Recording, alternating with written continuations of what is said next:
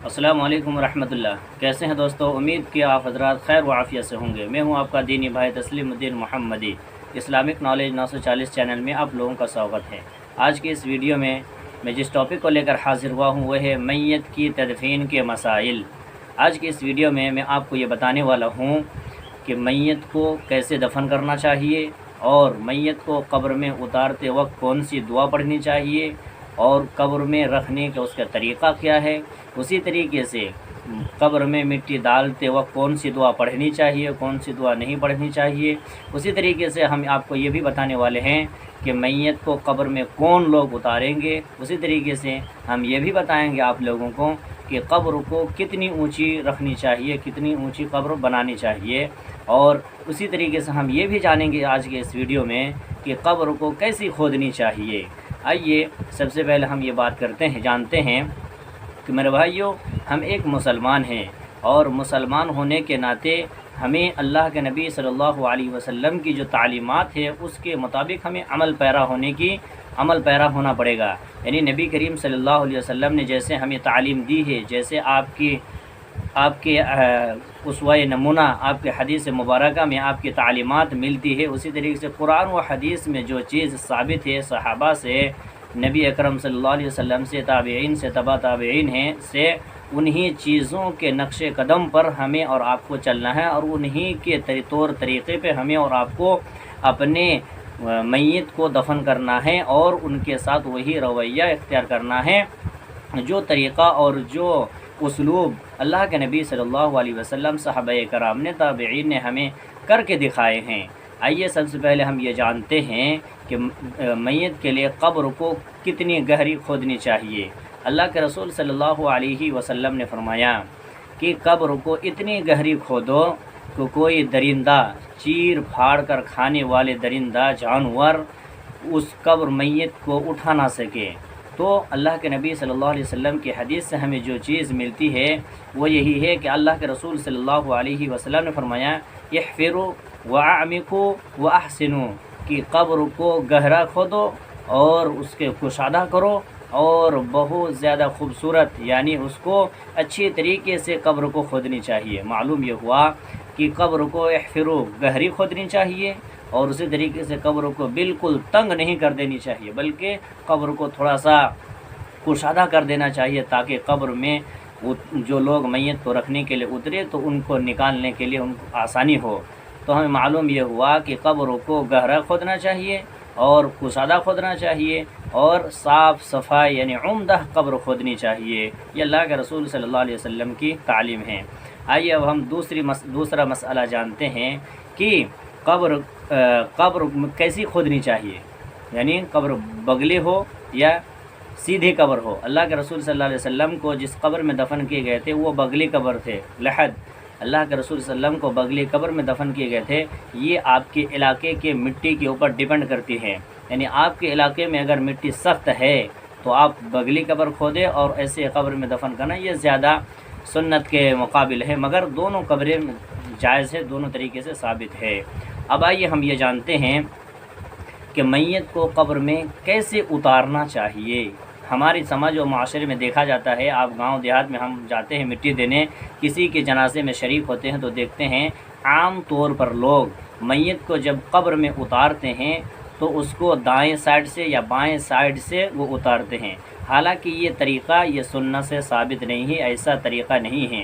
اللہ کے نبی صلی اللہ علیہ وسلم نے جو ہمیں تعلیم دی ہے وہ یہی ہے کہ میت کو صحیح طریقہ یہ ہے کہ میت کو قبر میں پائے تابہ سے رکھنا ہے، یعنی میت کو پیر کی طرف سے اس کو قبر میں رکھنا ہے، یہی سنت طریقہ ہے۔ حضرت عبداللہ بن یزید رضی اللہ تعالی عنہ نے ایک میت کو قبر میں اتارتے پائے تابہ سے اتارا اور کہا ھذا من السنہ، یہی سنت طریقہ ہے۔ تو معلوم یہ ہوا کہ ہمیں میت کو قبر میں اتارتے وقت دائیں یا بائیں سائڈ سے نہیں اتارنا ہے، بلکہ اس کے پائے تابہ سے ہمیں میت کو قبر کی جانب رکھنا ہے، یہی سنت طریقہ ہے اور یہی صحیح طریقہ ہے۔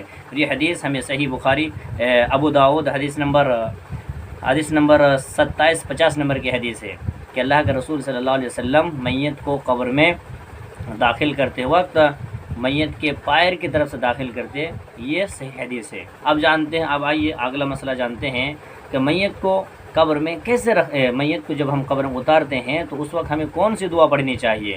اللہ کے رسول صلی اللہ علیہ وسلم سے جو ہمیں حدیث ملتی ہے، صحابہ اکرام کا جو عمل ہے وہ یہی ہے کہ جب صحابہ اکرام کسی میت کو قبر میں رکھتے تو اللہ کے نبی صلی اللہ علیہ وسلم نے جو ہمیں دعا بتائی وہی ہے کہ بسم اللہ وعلی ملت رسول اللہ صلی اللہ علیہ وسلم، یا دوسری روایت کے اندر یہ الفاظ بھی موجود ہے بسم اللہ وعلی سنت رسول اللہ صلی اللہ علیہ وسلم۔ تو یہ دعا ہمیں اللہ کے نبی صلی اللہ علیہ وسلم نے سکھلائی ہے۔ معلوم یہ ہوا کہ میت کو قبر میں اتارتے وقت ہمیں یہ دعا پڑھنی ہے۔ کون سی دعا؟ بسم اللہ وعلی ملت رسول اللہ صلی اللہ علیہ وسلم، یا بسم اللہ وعلی سنت رسول اللہ صلی اللہ علیہ وسلم۔ اس دعا کو پڑھ کر کے ہمیں میت کو قبر میں رکھ دینا ہے، اور قبر میں رکھتے وقت ہمیں اس خاص بات کا خیال کرنا یہ ہے کہ میت کو دائیں پہلو یعنی اس کا رخ قبلہ کی جانب کر دینا ہے، اور اس حساب سے اس کو سلا دینا ہے، اپنے چہرہ کو قبلہ کی طرف کر دینا ہے۔ یہی سنت طریقہ ہے۔ اس کے بعد کفن قبر میں رکھنے کے بعد اب یہ بات یہ آتی ہے، بہت سارے لوگ یہ کہتے ہیں کہ قبر میں میت کو کون اتارے گا؟ تو قبر میں میت کو اتارنے کا حق وہی سب سے زیادہ مستحق ہے جو میت کے اولیاء ہیں، جو میت کے قریبی رشتہ دار ہیں، وہی شخص زیادہ مستحق ہے کہ وہ میت کو قبر میں اتارے۔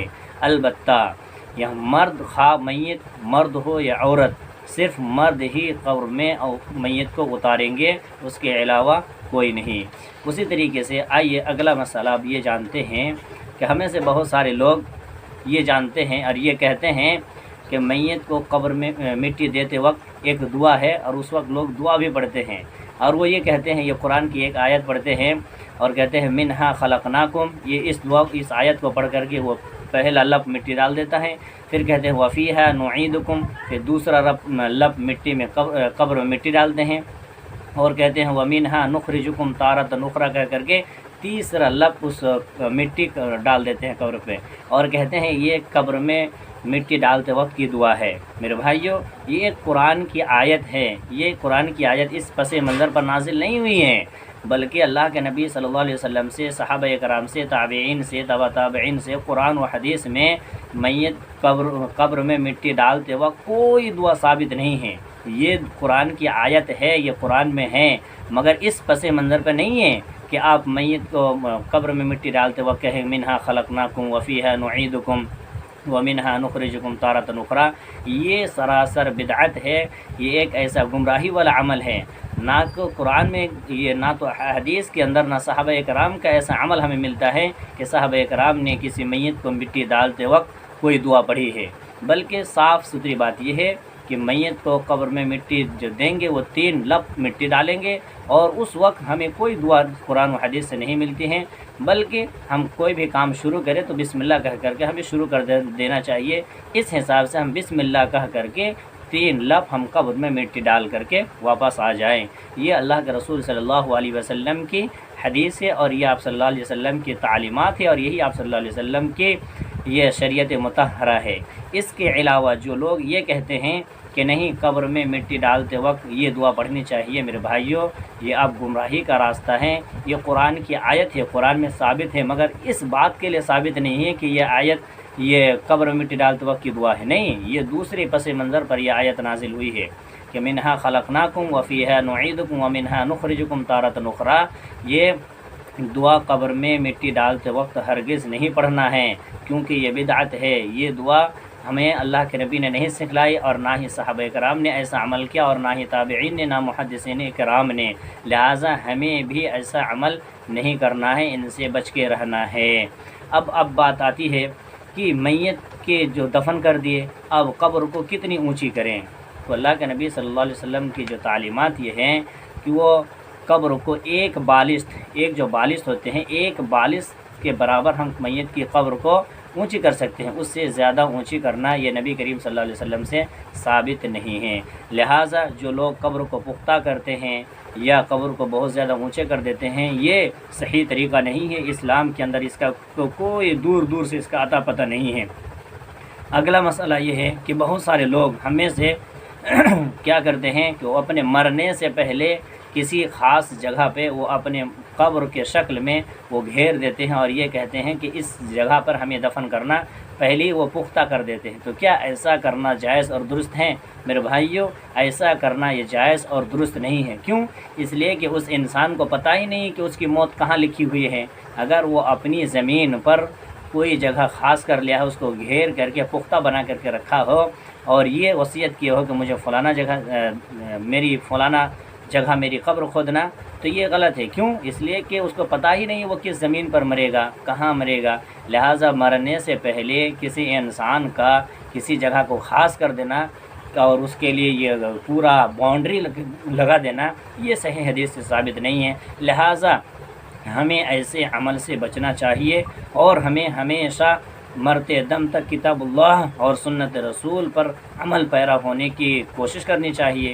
تو ہمیں آج کی اس ویڈیو ہم نے یہ جانا کہ میت کو قبر میں اتارتے وقت ہمیں جو دعا سکھلائی وہ یہی ہے کہ بسم اللہ وعلی ملت رسول اللہ صلی اللہ علیہ وسلم یا بسم اللہ وعلی سنت رسول اللہ صلی اللہ علیہ وسلم۔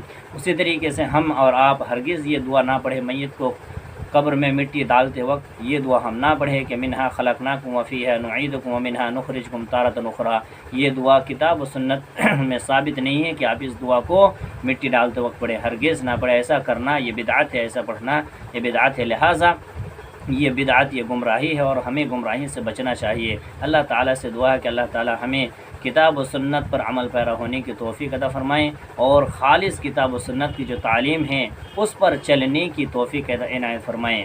آپ اس کے علاوہ ویڈیوز دیکھیں گے یا آپ انٹرنیٹ یا گوگل پر یا یوٹیوب پر سرچ کریں گے کہ میت کو قبر میں مٹی ڈالتے وقت کون سی دعا پڑھیں تو آپ کو یہ دعا مل جائیں گے میرے بھائیوں۔ لیکن آپ انٹرنیٹ سے گوگل سے آپ علم حاصل کرنا آپ کو منع نہیں ہے، مگر انٹرنیٹ پر گوگل پر بات کرنے والا ہر شخص عالم نہیں ہے، ہر شخص کا اس کے عقیدہ آپ کو پتہ نہیں ہے۔ اس لیے ضروری یہ ہے عوام کو کہ آپ علماء سے جڑیں، علماء سے رابطہ کریں، علم علماء سے حاصل کریں، اس لیے کہ علماء جانتا ہے کہ کون سی چیز صحیح ہے، کون سی چیز غلط ہے۔ آپ علامہ گوگل اور علامہ یوٹیوب سے علم حاصل ویسے ہی لوگوں سے کر سکتے ہیں جن کے بارے میں آپ کو پتہ ہو کہ یہ صحیح العقیدہ علماء ہے، یہ اہل الحدیث ہے، یہ کتاب و سنت کی بات کرنے والے ہیں۔ ایسے ہی علماء کی آپ تقریریں سنیں، ایسے ہی علماء کی آپ واعظ و نصیحت سنیں اور ایسے ہی علماء سے آپ علم حاصل کریں اور علماء کو رابطہ میں رکھیں۔ اللہ تعالی ہمیں صحیح علم حاصل کرنے کی توفیق عنایت فرمائیں۔ آمین۔ وصلی اللہ علی نبینا محمد۔ السلام علیکم ورحمۃ اللہ۔